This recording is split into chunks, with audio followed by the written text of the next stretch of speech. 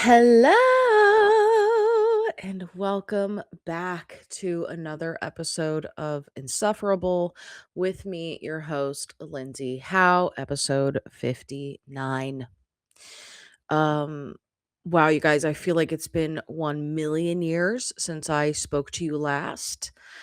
So many things have went down and I can't even fill you in on the things that went down. I'll fill you in on a couple things, but um shit has really hit the fan this week.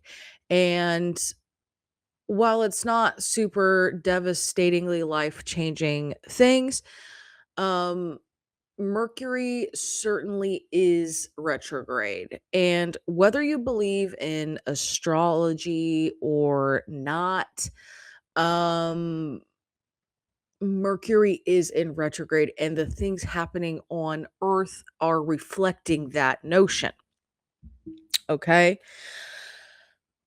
I had a manifestation update for you. It was going to be super powerful and, awesome. But I can't report it the way that I initially thought I could. Sorry, I'm being super vague. Like, I can't really talk about everything. I'm okay. Everyone's okay. But it's just one of those, like, situations in life where like you really can look to the stars and be like, why the hell did this happen? And they'll tell you, Mercury will tell you, Pluto is opposing some other bitch in the sky, and it is affecting our life as we know it on Earth. So yeah, that's what's going down. The manifestation update is, I'll give you a roundabout. Okay. I was given the opportunity to be hired on as a pretty high up position on a movie set. Okay. That didn't end up working out. We're not going to get into it, but I was manifesting that opportunity and I got that opportunity. Um I didn't get to go all the way with it, right? Because of, some things that happened, which, I want to say is out of our control, but it's because of Mercury in the microwave. Um, but I got the opportunity and that really was incredible. And I did manifest that. And as you guys know, 2 episodes ago, or was it the last episode? I am determined to direct a short film this year. Okay. I already told you, you can come back to this episode and you'll see the link for my short film in the description. Okay. Because by this time next year, you'll be able to watch it on YouTube. Okay. That is still in the works. And frankly, I've allotted more time to work on that instead of working on this other thing that I was hired on to do, which is great. But my manifestation kind of jumped around because for a long time I've been manifesting um getting money without working for it. Which we all should be doing, by the way. Allegedly money is an energy and it ebbs and it flows and you have to pull the energy toward yourself, okay? There are a couple ways to do this. Okay, I am not a scientist. I am not a neuroscientist or you know, a metaphysicist or whatever. I don't know who studies this. It's giving epitome. It's giving compromise. We'll get into that. Um but you could either land 3 jobs and be working your fucking ass off for a lot of money. And you can, manifest your money in that way.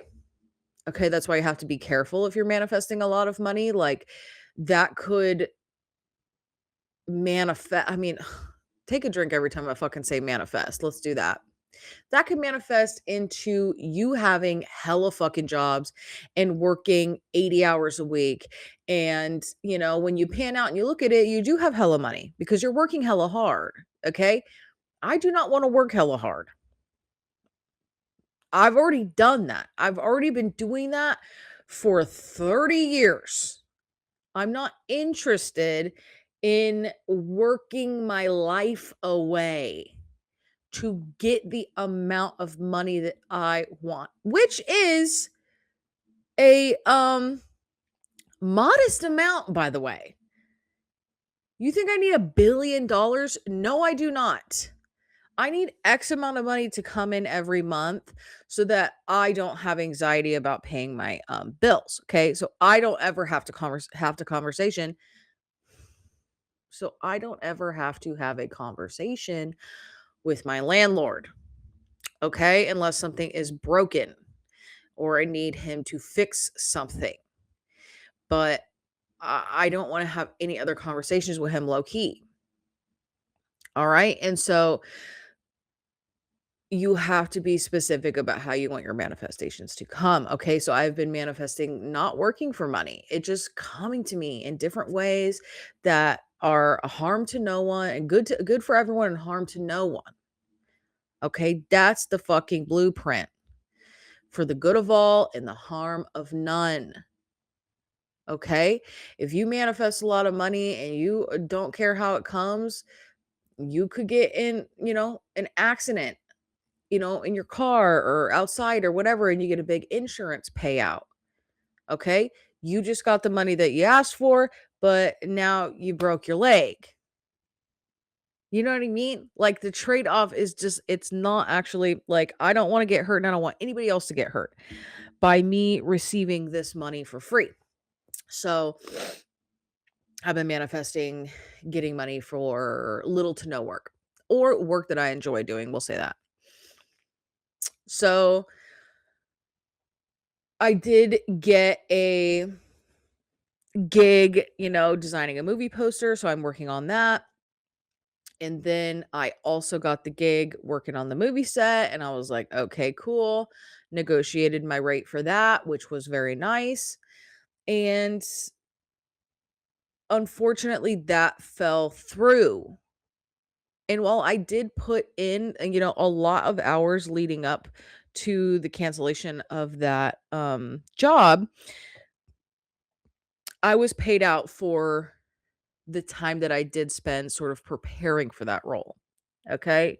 And while it was like a pretty good substantial amount of work, I did, kind of enjoy it. Okay. I'm really good at organization, time management, scheduling, like all that stuff. So, I did to an extent enjoy the amount of the work that I did put in for that role.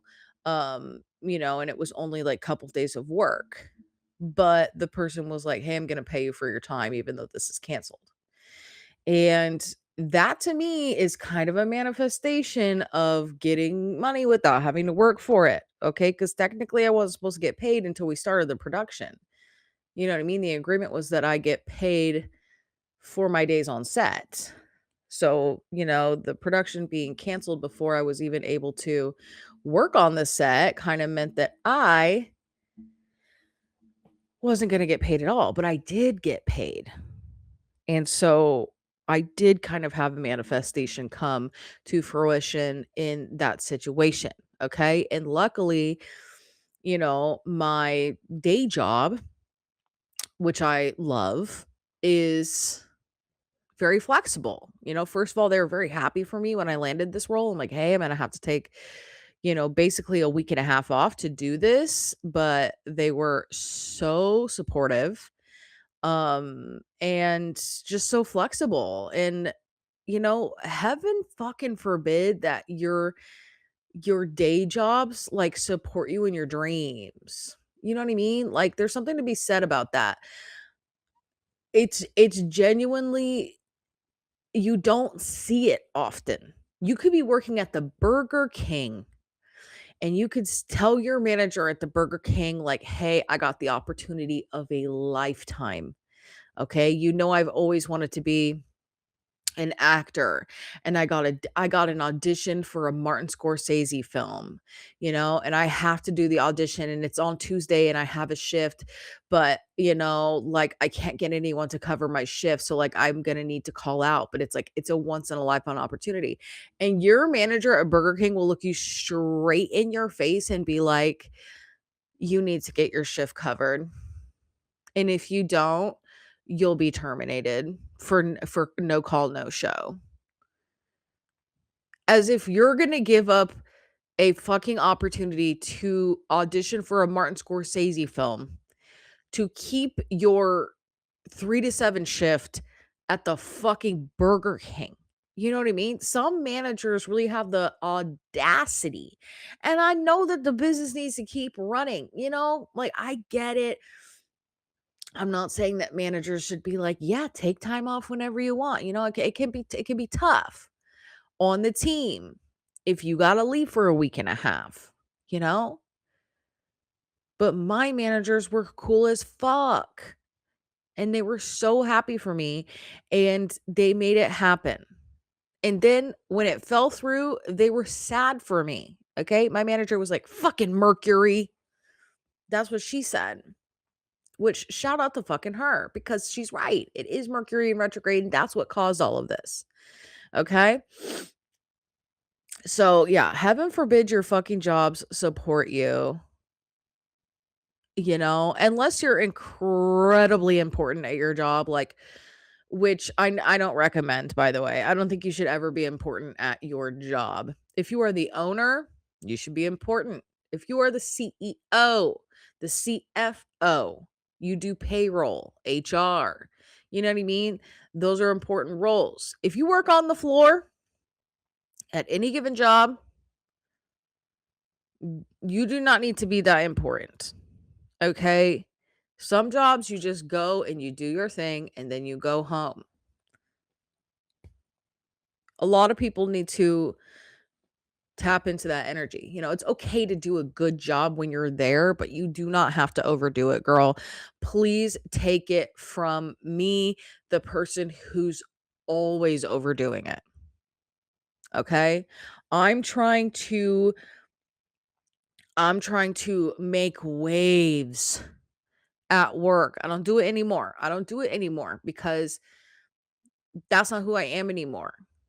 Okay, I'm putting my serious energy towards filmmaking and acting and designing and tarot reading and all of that. So that's where I'm putting my energy. Okay, I have a specific lot of energy that I spend at my day job, and I will be doing a good job when I'm there, but I will not be bending over backwards um, for Burger King. I don't work at the Burger King. I have a pretty cool job actually. Like my day job's cool as hell. But, if there's one thing about me and a lot of people know this, I hate bending over. If something drops on the floor and I have to bend over and pick it up, I'm pissed for the rest of the day. And I don't know why. There is something about bending over, okay? Let's think about it from like a anatomical sense, okay? And this is just my body, okay? This is my biology. When you bend over, you're engaging your glutes and your legs and your core, okay? Exhausting, right? Sounds exhausting. It is, okay? Not only that, you have basically just within seconds flooded your skull with a bunch of blood, okay? All the blood rushes straight to your head. And then after you're done picking the item up and you stand up, now the blood starts rushing back towards your legs. Okay? Why would you want to do this? It's simply not worth it to me. I will leave the thing on the floor or I will pick it up with my toes. Do you guys use your toes to pick stuff up? Because as a kid, I always did that and everybody was like, "That's so weird." It's not weird. It's called efficiency, okay? It's called efficiency, heaven forbid I figure out another way. You see those people in, documentaries or whatever where they're born without arms, so they do everything with their feet, and they are incredible at it, right? Because that is their resource. That is how they get around. Okay. I saw a bitch making a whole omelet with just her feet. It seems weird to, people with arms because our feet are typically very dirty, but low key, so are our hands, dude. Just because our hands aren't on the floor doesn't mean they're not on the nastiest shit, like at surface level. Okay. Just because the surface is waist up doesn't mean the surface is clean. So let's go ahead and get that straight. So yeah, I hate bending over. But anyway, yeah, bending over backwards, no, I won't be doing that. I'm trying to stay neutral in the workplace and just do a good job when I'm there. Okay? I do not need to move up the ranks. The last job that I got, my mom was like, "Oh, how much are you getting paid?" And I'm like, "Oh, it's like, so and so. I'm gonna do like, so and so amount of hours a week or whatever." She's like, Can you like move up?" I'm like, "Oh no, girl, no. Maybe I could, I don't know. I haven't started yet, but I'm not looking to move up. No, ma'am. She does not climb the ladder anymore. I have climbed the ladder in the past, and as it turns out, it's a never-ending ladder. Okay? There is no financial reward at the end of that ladder. Like Jack and the Beanstalk, where he climbs the beanstalk and he's going through the clouds, and it's literally just infinite beanstalk. That's kind of what climbing the ladder is in corporate America. So no, I will not be climbing a ladder. Not a huge fan of heights. So yeah, I'll build myself a little foundation, me on like a little wooden pallet, reading tarot or making my film that I'm going to make. But um yeah, I won't be climbing no damn ladders anymore. I still have all these tabs open from this job that I was gonna do, and it's canceled now, and it is really bumming me out. It's really bumming me out. But hey, you know what? We are going to do a tarot pull to help us with the Mercury retrograde of it all. But before we do that, I wanna talk about Love Island.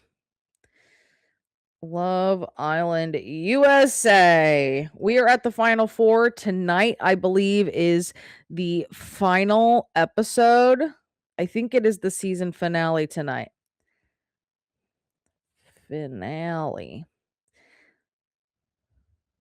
Sunday, July 12th, and that is today. So the finale is tonight. Our final four couples are Anaya and Carl, Trinity and Bryce, Melanie and Sincere, Kata and Zach. Okay. Now, I kind of wanted Kata and Zach to go home and for Casey and TT to stay. And you're probably like, damn, last week you had more hatred for KC than anyone you've ever talked about on this pod. Which, yes, I don't hate him. I just know what he was doing to Anaya. I know that he was keeping her as a placeholder and he was telling her what she needed to hear in the moment, but he was actively waiting for someone else to come in so he could dip and get a bombshell. And of course, he didn't have the balls to do it in front of her, and that's why he didn't do it with Soul. So of course, he had to go buck wild when he went to Casa Amor. Okay, we already talked about this ad nauseum in the last episode. Okay. And I already said in the last episode too that him and TT are a better match. Okay. I am not saying that he needs to stay with Anaya. He just needs to be honest with Anaya. Okay. And Anaya needs to fucking snap out of her bullshit, which so does Melanie. And we'll get into that. But he is a better match with TT, and I did kind of wanna see them in the final 4, okay? Zach and Kata, I don't understand why Kata doesn't understand that she is dating a literal demon, okay? Zach is, I can only describe demonic. He is a entity that has taken host of this British Greek man's body, okay? He is demonic. He is arguably the worst character on the show, okay? And he thinks he's being sly about it. He thinks he's being very, like, sneaky and, like, he's planning it well, which he is not. He absolutely is not. Everyone can see right through him except for Kata, and Kata's kind of a bad bitch too. I don't understand why she's taking this bullshit from him. Um, but he has done some truly sinister things that are just going right over Kata's head, and she's just feeding right into, like, whatever it is that he wants her to do. Okay, being exclusive and the situationship of it all, you know what I mean? Trinity's kind of on her high horse of being a girlfriend first, so it's kind of like the wrong person to tell that you're being exclusive with this demonic man you've been dating. Because obviously she's gonna be talking shit like, that's crazy. Like, girlfriend's better than that, but situationship, you know what I mean? I don't think Trinity necessarily needed to put in her 2 cents in that way, but she's on her high horse right now. I'm gonna let her do it because I love her. I do love her. Her and Bryce, there's nothing that, you know, there's no demonic energy between them, okay? Are they playing the game to win the big prize? Maybe they are. A lot of people don't believe that their connection is real. Um I think it is. I think it is. I think that they're just 2, like, puzzle pieces that are fitting together, and they didn't know they were gonna fit together. Okay, they've genuinely been building their connection, like, over the course of the last, like, whatever, 9 months or however long this fucking show's been on. My full-time job, basically. I'm losing another job tonight, you guys. I'm losing another job because tonight is the last episode of Love Island USA. Season 8. So anyways, yes, Zach is a demon and he needs to be exposed. Excuse me. Not the demon coming out of me, just when I said that. Anaya and Carl. I love Carl. I love Carl. He's such a sweet guy. His family was so cute, his mom and his sister, and he's so handsome, and he's always, like, making a point to comment on Anaya's outfits and how good she looks. He's very much words of affirmation. And, Anaya, while I love her, she has definitely got some growing to do as a person, like as a woman. Like, it's like hard to describe. Like, I want her to win. I want her to be a winner. Maybe not in this show, but in life. I mean, she really deserves to be happy, but she also needs to learn how to stand up, girl. Stand up. And she really doesn't have any opinions of her own. You know what I mean? Like, in one shot, someone will be like, "Yeah, we hate this." And she'll be like, "Yeah, me too." And then in another scene, she's sitting with other people and they're like, "We like that actually." And she's like, "Yeah, I guess it's not that bad." Like, she kind of just goes along with what everyone's saying. And I didn't like the fact that she was saying she was team sincere and that Melanie was basically begging her on her hands and knees to, like, please tell me this man ain't shit so I can fucking, leave him or whatever. Like, I need the strength to leave him. I need someone to tell me. Even though everyone had already been telling her, so it's not really Anaya's responsibility to say that. But she's like, I'm team sincere and I'm never fucking changing my mind. Like, he's a good guy. He likes you. I'm team sincere. And it's like, girl, you are fucking putting your friend in a horrible position. Like, you really are. You need to fucking stand up and tell her. And even when the families came, Anaya's mom was like, you're being a terrible friend by telling her that Sincere is a good guy. I know you're friends with Sincere. And Sarah was like, she's wanted Sincere this whole time, which let's not forget, she was behind his door on day one. So there is probably some underlying situation where she does want Sincere. But yeah, she really dropped the ball on being a good friend to Melanie. Okay. Melanie, though, diva down. Diva down. Um, there's actually no other party that could tell her what's already been told to her where she's going to hear it. Diva is down. Unfortunately, Diva's down. She can't fucking she can't snap out of it. She is under a spell, and you can see in Sincere's face that he is over it. He's thinking about all the work that he's going to have to do when they get out of this villa, and he don't want to do it. He don't want to fucking do this work. You can tell.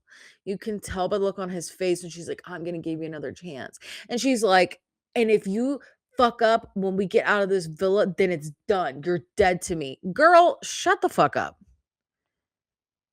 Girl, shut the fuck up. You need to put your foot down now. Not only did he do you wrong, he did you wrong on a live television in front of everyone. The most watched show of all TV history. He's doing you dirty week after week on this TV show that everyone's watching. And you're still going to give him another chance in the real world, which let's not forget. Once they get into the real world, you know, the first place they all go, and I know they do. I don't have proof of this, but I know they do. They go straight to their DMs. They go to their Instagram and they look at their fucking DMs. Because if love didn't work out for them on the island, they got eliminated or whatever, there is a plethora of people in their DMs waiting for them to get home and see it. Okay. Sincere is going to open those fucking, open that inbox, and he is going to be able to take his pick. And I don't understand why that is not the first thing on Melody's mind. Okay. I don't want to like add more stress to the situation for her, but girl, don't you know he's about to start fucking Snapchatting girls as soon as he gets out of here? He's on the world stage. Bitches are probably groveling in the DMs. And you think he's going to try to repair this relationship that he ruined in the villa? Girl. Girl. And Melanie doesn't know that there's a trend of companies basically saying that they're going to give her free products and services if she leaves him. You know what I mean? She's going to get out of the villa. She's going to look at her DMs, talk about, we're going to give you a fucking vacation to Italy as long as you don't go with Sincere. You know? It's going to be a rude awakening for her, but at the same time, her sister came and she told her what was up. She fucking told her what was up. If she's not going to take that advice from her mother and her sister, she ain't going to take it from nobody. Okay. She's a lost cause. She's a lost cause diva down. Diva down. Okay. So what are you going to do? Who do I want to win? Trinity and Bryce, honestly, because everyone else is like Anaya and Carl, like, would be cute. It would be like a really cute comeback story, especially since how hard this has been for Anaya, because she's, making bad decisions, with the whole KC thing. But her character arc, I mean, it didn't get that much better, actually. Like, bringing Carl back into the fucking villa was like a Hail Mary for her. And I hope it does work out between them because they look good together. They look so good. They're both so fine and bad as fuck. And he's so sweet to her. And I think that she deserves somebody like that. I do like them together. I will say that. I know I got beef with Anaya because she needs to learn, but she's a young girl, okay? Some things only time can teach you, okay? There are moments in my life as a 36-year-old woman where I look back on situations that happened to me when I was 22 and the decisions I made, and I'm like, why would I choose to do that? Why wouldn't I fucking stand up for myself? Why was I allowing that type of treatment?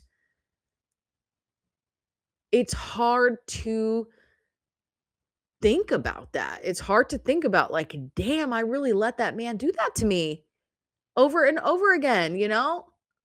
Hindsight is 2020. I can look back on it now being like, damn, if that happened to me in this day and age, I would be insufferably um I would just be insufferable about it. But, yeah, that's why it's should us 36-year-olds be watching Love Island USA? Probably not, you know what I mean? Like, it is for everyone, but that's why it's so frustrating, you know what I mean? I'm sure younger people who are fans of, Melanie or Huda, they're probably just really young and they relate to those choices that those girls are making on those shows. Okay. I don't relate to those choices anymore. I could see myself relating to them when I was 22, but now that I'm 36, I'm like, I wish these girls knew their worth. It's the plight of a woman. It's hard to understand those things with, the power dynamic between men and women. And it's difficult to get to that point, okay? And a lot of horrible things and a lot of heartbreaks need to happen to you for you to realize that this is not normal treatment. I actually never had to deal with this, and yeah, I'm on the other side of it now, and I already went through all of that trauma, but that is actually not an acceptable way to treat someone, okay? But when you're 22, you just don't know that, you know? A lot of people could tell you, and you still will try to make it work. So, unfortunately, that is what's going on with Anaya. That is what's going on with Melanie. It's hard to see them make those decisions, but they are making them nonetheless. So, yeah, Trinity and Bryce, I think they deserve $100,000. They played the game well, whether their connection is true or not. But I fucking know Melanie and Sincere do not deserve it. You know what I mean? It would be nice if, like, Melanie and Sincere won, and then, like, Melanie got the most votes, and she kept all the money for herself and didn't split it with Sincere. Like, that would be sick, and that would be, like, a pretty intense ending of the show. I don't think that's gonna happen because she's not strong enough in this time of her life, unfortunately. If she wins, she will be splitting the money with that man. He will be taking that money and spending it on other women in his DMs. And she has to know that, bro. She has to know that. She's gonna be like, hey, like, we have this $50,000, like, we each have $50,000. We should, like, open like a joint savings account because, like, we're together forever now. And he's like, oh no, like, I'm actually paying for a girl's BBL in my DMs. You know what I mean? Like, she has to fucking know that. So anyway, and Kata and Zach, they don't fucking stand a chance. I'm so sorry. Zach is a demon. Zach is a demonic entity on TV. He needs to get off my fucking screen.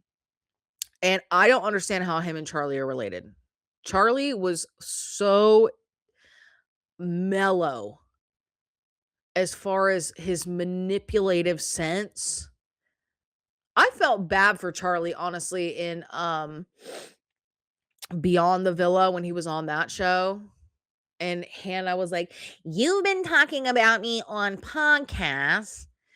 It's crazy because, like, of course he's talking about you on podcasts. You were the only person he dated on the show. And then you and him were on a really good place like 5 minutes before he got eliminated. You guys had a really good talk and connection and agreed that, like, you guys were going to date in there. And then he got eliminated 5 minutes later, and you cried your fucking eyes out, Hannah. You was fucking sobbing. Okay? So him going on a podcast and talking about his experience on Love Island, and a lot of it had to do with you because you were the woman he was dating, and you're, like, being like, "Why are you talking about me on podcasts?" Girl, of course he's talking about you on podcasts. You were the person that he was dating on the show. What ugh. So I'd be feeling bad for Charlie when he was on, Beyond the Villa, which is, low key a dumb show, to be honest. I don't fucking give a fuck about Hannah. I liked Hannah for a while, but after watching that show, I was like, ugh, her and Iris. Oh, hell no, girl. They were, I mean, Mean Girls doesn't even cut it. It really doesn't even cut it. Yeah. So, anyways, Charlie is the better brother. And I know Zach kind of said that in a vulnerable way where he was like, yeah, Charlie was always like the charismatic one and the brave one. And I was just like the little brother who was like quiet and da da da da. Yeah, because you were actively being taken over by a demonic presence. And it finally got a hold of your soul when it told you to go on Love Island. Okay. If we think about this cast, there was definitely a sense of producers, the elite, if you will, kind of dipping their toes in, obviously putting AI generated characters on the show like Corbin and Armida. It's an ongoing, it's like a fun running joke that they're both computers. It's Chat GPT and Siri. But I really do believe that. Okay, in my delusional like mind, I know it's a stretch, but I do really think that they are AI generated. Okay, I've never been in a room with either of them. So until then, I think that they're AI generated. And even if I end up in a room with them, I'm gonna think they're like an ex machina type thing. You know what I mean? Like, sure, they have skin suits, but if you were to cut them open, it would just be a computer inside, you know, a data center, if you will, drinking up all our damn water. Okay, so they were dipping their toes in, putting an AI generated character on the show, and they were also dipping their toes in putting a literal demon from the pits of hell on the show as well. Okay? And they were like, we need to see if these characters will be likable by the general public. We need to see like what the feedback is on ChatGPT character, and we need to see what the feedback is on this gremlin we're calling Zach. Okay? And the feedback honestly wasn't good. You know what I mean? Corbin started to grow on people, but that only proves that he's a computer more. Okay. That is proving my point even more because here's the situation is robots, they be, ChatGPT, it be learning. Okay. It's constantly learning. That's why it's drinking all of our water, having the data center. Okay. If you have a data center, then they can't learn more. Okay. They need to be learning constantly. Okay. Typically, you just a computer will just learn via, internet connection, electricity. Okay. These ex machina characters that they put on the show, they're learning in real human interaction. Okay. That is why they started to grow on us over time because even them as robots were learning how to be more human the whole time. You know what I mean? Like, we started out with Corbin being like, I like physical attributes and personality traits. And, by the end, he had tears in his eyes when he was eliminated. He cried. And even all of the other guys in the villa, when they were saying their goodbyes to him, he started crying. They were all like, oh shit, dude, you have feelings? We cracked the robot. You know what I mean? Even the fucking other contestants knew that this person was a robot. Okay? So that was a soft launch. Them putting Corbin and Parmita on to the show to see how we would react to something like that. Okay. And then they auditioned Zach, and they were like, this person is possessed by a demon, but we should cast him because he is, mildly attractive. His brother was on the show. Let's see how this demon does in this body that he is currently inhabiting. So those are my opinions. And yeah, that's how I feel about those characters. Everybody else is, whatever. I don't really care about them. So anyway, I hope Trinity and Bryce win. The finale is tonight, so I guess we will talk about it next week. Who won?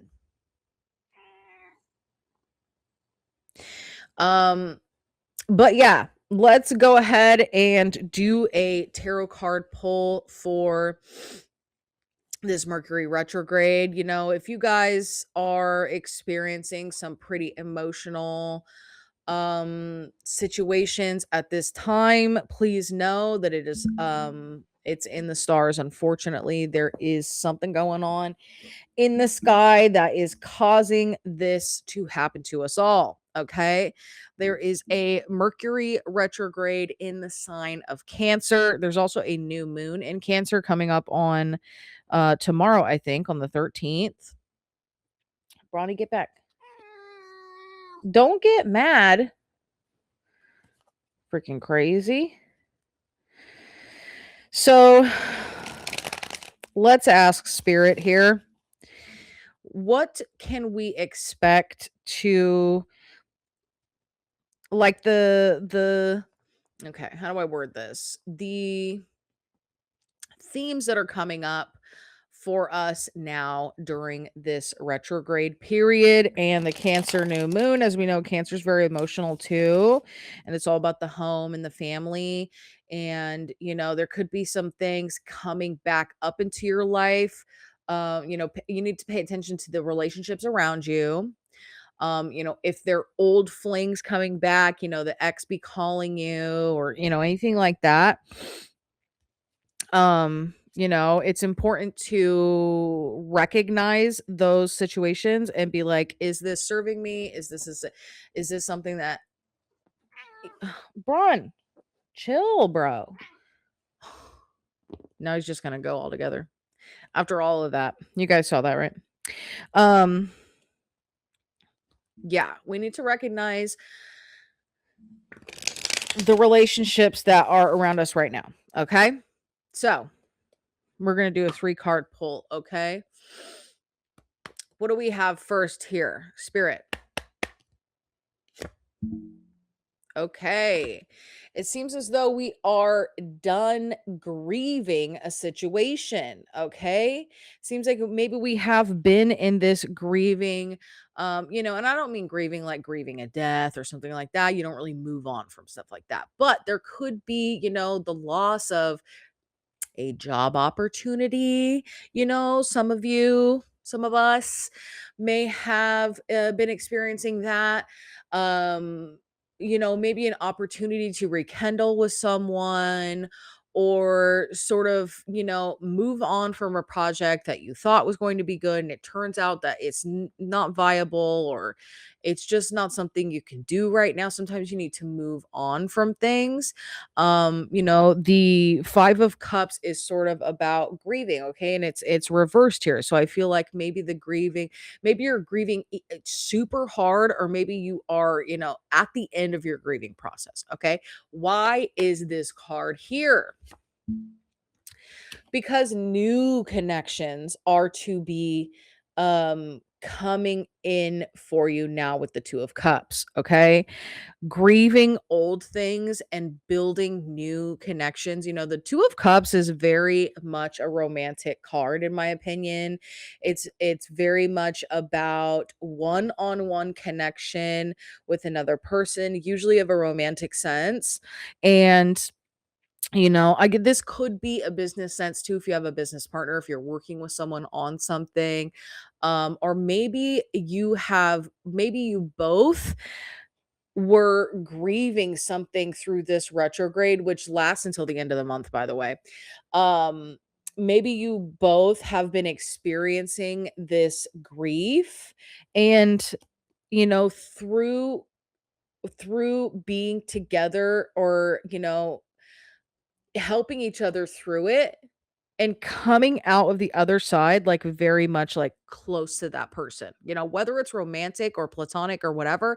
Sometimes you really, like, it's like a trauma bond. This is kind of giving trauma bond for me, but in a good way. Trauma bonds aren't always good, right? Because then the bond it's sort of attached to, um, something traumatic that happened to you both. And it's like, do we really know each other, or do we just like happen to go through like the same fucked up situation? You know what I mean? But trauma bonds actually do make you closer, and they aren't it's not a necessarily bad way to connect with someone, Like, I always liken work relationships as trauma bonds. Okay. And that is no shade, because my work relationship, people that I've met at work who are still in my life today, are so important to me. And the fact that we bonded on a work level first, like when we first met, that set a foundation for longevity in our relationship, in our friendships. You know, you have to, like, those people are important. They do bring a lot of value to your life. So a trauma bond isn't necessarily a bad thing. It's not necessarily a good thing either, especially when you trauma bond like in a relationship in a romantic sense. It could be slippery slope. But for now, it's looking like you and another person have been grieving something, and you know, you're coming out of it with a stronger bond or relationship with that other person, because you're both experiencing the same thing. Okay, now why is this card here? Because the forced rest is over. I think that things are about to start picking up. Um and we no longer have to like sit back and assess what we want to do. I think there is a sense of like, where you want to go, what you want to do next. And now that you have this partnership, this friendship, this bond with this person, after the grieving has, subsided, um it's now time to wake up. It's time to wake up from the forced rest of it all. And let me just pull one more card, because so is there new ideas? Is there new opportunities coming along? Maybe. I think if Okay, so here's what I'm getting, okay? I think since you have bonded with this person after like a time of trauma, if you're able to wake up, and get really serious about the next step of your life, then new opportunities will be presented to you. You know what I mean? You do have to wake up from being stuck in that place of like the forced rest. The Four of Swords is a forced rest, in my opinion. It is, when people are like, go, go, go, it's like, it's kind of like a burnout card, but you're not, like, someone has to tell you to rest. Some people are really on their fucking bullshit where they just have to go, go, go, go, go, and they don't rest. And people like that often get sick, right? Like, if you don't rest your body will pick up the flu. If you're burning yourself out and you just happen to have to like run by the Target to get some toilet paper, like, you are going to pick up a virus while you're at the Target, because your body is like, we got to do something. We have to actually be sick in order to get you to fucking lay down for 10 minutes. And so we're going to go ahead and get sick. I think that's how the body works. That's my opinion. Okay. And I do know a lot of people who are like that, a lot of people who are booked and busy, and they stay busy because they don't like downtime. And then they be getting sick, and they be having a 5-day flu because of it. And, it sucks, but that is what be happening to them. Okay. So I think that the grieving is over. The relationships have flourished through all of that trauma and grief, and it's about time to wake up and discover the new opportunities that are being presented to you, okay? Um you can't really see what is going on until you open your eyes. And that's what these two cards are giving. I think that you've had your rest time and now it's time to be like, okay, the project that we were thinking about, we should probably do that now. And we have the hanged man on the bottom of the deck, by the way. You know what I mean? You need to surrender to the situation. You need to see it play out, and the way you see it play out is by opening your eyes. Okay? Waking up from the rest period and going ahead and starting your burnout season. Okay? Maybe it is the start of burnout season.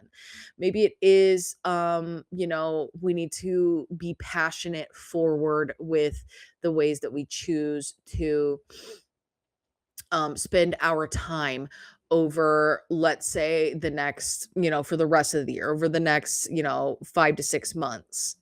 Really hone in on projects that are valuable to you and stuff that you want to do. Okay. So that's what I'm getting for this Mercury retrograde. It's crazy that we even got this five of cups card for the Mercury retrograde pull, because the Mercury retrograde is in Cancer, which makes everything highly emotional, but also highly intuitive. And just thinking about the home and nurturing and intuition and all of those Cancer traits, those are the things that are gonna be, like, the main themes. And if you have your chart, I recommend that you look and see which house your you have Cancer in your chart, because that is the house that is going to be most affected by, astrology houses explained. Okay, now this is Google Gemini, which, is the only option now on fucking Google. Okay, I don't want to use this, but I'm going to give you a little bit of breakdown here. So if you're looking at your chart and you see which house Cancer is in, those are the themes that you need to be paying most attention to. Those are the themes that are those are the most affected areas of your life. Okay, so if you have Cancer in the first house, which is Cancer rising, I believe, rules, identity, physical appearance, first impressions, your rising sign is found here. Okay, if you find Cancer in the second house, that's possessions, rules, money, personal resources, and material values. Okay, how you make money, that's your money house. Okay, third house, mind and communication, rules daily interactions, siblings, early education, and local travel. In the fourth house, home and roots, rules your family, ancestry, and your inner emotional foundation. In the fifth house of joy and creativity, okay, self expression, romance, hobbies, children. The sixth house, wellness and daily life, rules health, daily routines, habits, and your workspace. Okay. Seventh house is partnerships. Eighth house is transformations, um, intimacy, taxes, inheritance, and deep psychological growth. The ninth house, philosophy and exploration, higher education, long distance travel. 10th house, career status. 11th house, community and goals. 12th house is the unconscious, real secrets, introspection, hidden strengths, and endings. Okay, so see which house you have Cancer in your chart and hone in on that house over the next you know like 2 weeks or whatever. I think the Mercury retrograde goes until the 29th, if I'm not mistaken. I could be, I am not an astrologer at the end of the day. I'm still learning all of this, but it is important that you, like, listen to people who just tell you what to look at, you know? Like, I just told you to look at the house where Cancer is in your chart, and if you have your chart, then that will help you learn more about yourself and what's going to, inevitably be spiraling around in your life at this time during the Mercury retrograde in Cancer. Okay. We also have a new moon in Cancer, I think tomorrow. Don't quote me on that, but 222 on the timer. So yeah, that's going to be it for me today, you guys. Thanks for staying for the tarot read if you did. Um, don't forget that I do offer tarot readings on virtually. You could book an appointment with me on my the cherub vision on Instagram. Link in bio, as they say, if you need some clarity or whatever on your life. But yeah, other than that, enjoy your time this week. Enjoy the finale of our collective full-time jobs, which is Love Island USA season 8. Trinity and Bryce, I hope they win. But anyways, thank you so much for tuning in to another episode of Insufferable with me, your host, Lindsay Howe. And I will see you next week. Bye.